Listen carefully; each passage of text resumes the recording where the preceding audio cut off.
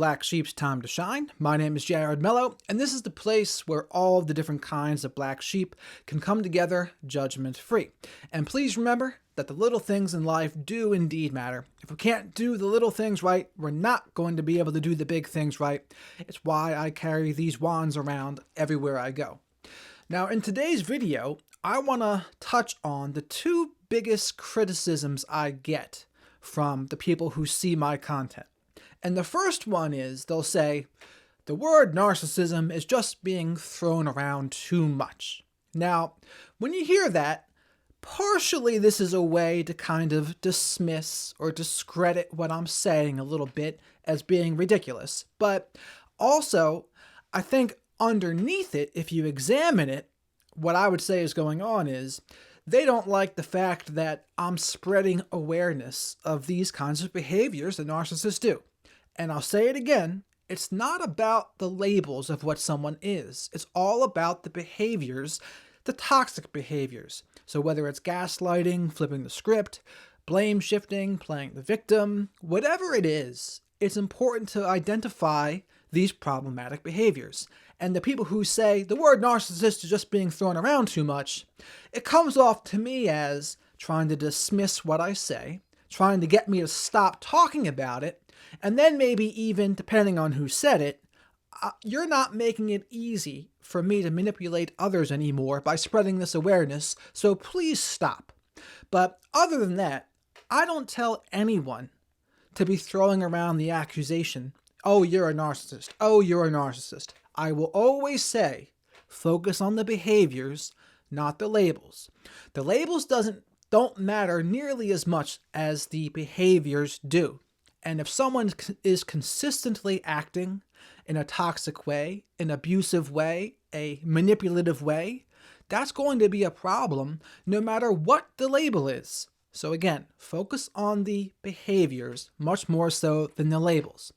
The other piece of pushback I'll get isn't really an overt way to do it. It's part of like a setup to try to dismiss what I say. And they'll ask me what my credentials are. Now, here's the thing.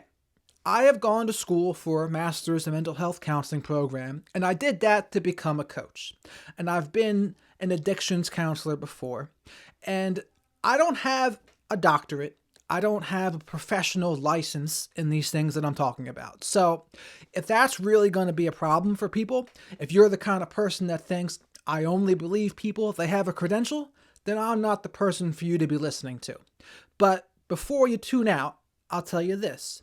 I've grown up with narcissistic people in my family, all throughout the family. I've dealt with narcissistic relationships, and I think I have unique understanding just from that part alone. I've seen it in action for years. So then when I finally discovered what I was dealing with, I learned all sorts of things from professionals, reading their books, listening to their YouTube channels, just applying what I've learned. And between those two things, I think I'm pretty good at what I do.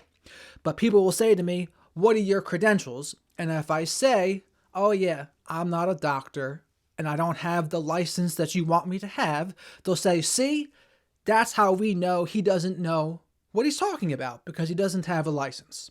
But I would challenge those people to say, tell me what I'm wrong about. In anything that I'm talking about, challenge me on the idea. When you challenge me on the credential, it's just a way to shortcut and bypass the actual discussion of the subject matter. So if you're so confident in what you know, discuss it with me on the subject matter. Don't just try to dismiss me and discredit me by saying, oh, he doesn't have a credential, so everything he says is wrong. That's a lazy way to try to be dismissive, but I see it happen a lot. And so I know I don't really bother even answering the questions that ask me that anymore because I know where they're going with it. They just want to try to dismiss me. But for the record, I've gone to a master's in mental health counseling program, but I know most of the stuff I know from my experience, from the books I've read, and from the professionals I've learned from. And if that's not enough for you, that's fine. You don't have to watch me, but For a lot of people, I don't think they care about that because they know there's a unique thing that happens when someone else has been through the struggle. It's really hard for someone to understand unless they've been there themselves. And this goes for professionals too. I know people who have been victims of narcissistic abuse say they go to a psychologist or they go to a therapist, but they've never experienced narcissistic abuse. They're not going to understand as much. Like, they can know what they hear, they know what they've read, but it's not the same as actually living it. So I feel like what I do is helpful for certain kinds of people, but I also understand there are people that they're not going to be into what I have to say because I don't have those credentials. And that's fine too. Maybe I'm just not for you. And then lastly on this topic, there is a lot of debate, even amongst the professionals, on some of these topics too. It's not like you go to school for psychology and everyone is in unanimous agreement on everything. It's like, no, there's actually a lot of disagreements and discussions about what is going on. There's a lot of debates because it's not written in stone, a lot of this stuff. A lot of it can fall under a gray area. But I know people will say to me, oh, you don't have the license, so you can't have any disagreements. You can't have any opinions of your own. You can't think because you don't have those credentials. But whenever people say that, it's really just an appeal to authority too. They want to see that, okay, he's gotten the approved authority to give him that letter next to his name or that piece of paper. But again, I'm not going to stop doing what I'm doing. I know I'm helping some people, and for other people, I'm not for them, and that's totally fine. Now, admittedly, I don't like the credentials pushback because to me it comes off as you're just trying to dismiss what I'm saying without actually addressing what I'm talking about, without actually addressing my arguments. And I don't like that because it seems dismissive and like they're trying to discredit everything I'm saying. So admittedly, I don't like it, but I just don't engage it. I try to practice what I preach with this, and if I know someone's going to go down that path, I'll be honest with them if they're going to be good faith with me about it. But if they're just saying it to try to dismiss me, I don't think there's really much use in going down that line of thinking with them. So those are the two biggest pieces of pushback I get. The word narcissist is being thrown around too much, and what are your credentials? So both of them can be a form of dismissive thing to say. But again, behaviors over labels. And I do agree people may use that word too much, but there's a big difference between narcissistic behaviors, right? There's a lot of people displaying narcissistic behaviors and narcissistic traits. It doesn't mean they have narcissistic personality disorder. There is a difference, but a narcissistic trait is a narcissistic trait. And if you see those behaviors, regardless of the label of the person, it is certainly okay to call out that behavior. It is certainly okay to say, okay, that's a problem. Don't be doing that. That's a problematic behavior. There's never going to be an issue doing that. And we're not supposed to be diagnosing anyone. I don't tell anyone to diagnose anyone. I've never said that, and I'll continue to not say that. What I do say is focus on the behaviors. And if you see these problematic behaviors, take note. Don't ignore them. And I'm going to continue talking about these behaviors because there's a lot of people that have experiences with the kinds of people that display these behaviors all the time. And they listen to my stuff, they see my posts, and they get a light bulb going off in their head. They get an aha moment where things click all of a sudden, and they say, oh yeah, that's exactly what I went through. I couldn't put a finger on it, I couldn't tell, but now that you've written it down and you've said it that way, things fall into place. And that's the thing about narcissistic abuse.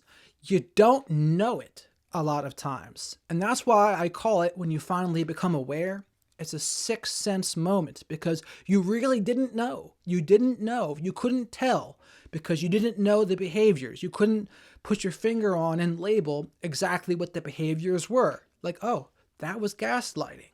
Or, oh, that's flipping the script. Or that was deflecting. Or that was blame shifting. Or that was playing the victim. And on and on. But once you know what those behaviors are and you can recognize them, you are now empowered, and no one can do those things to you again. And I think there are people out there that display these behaviors.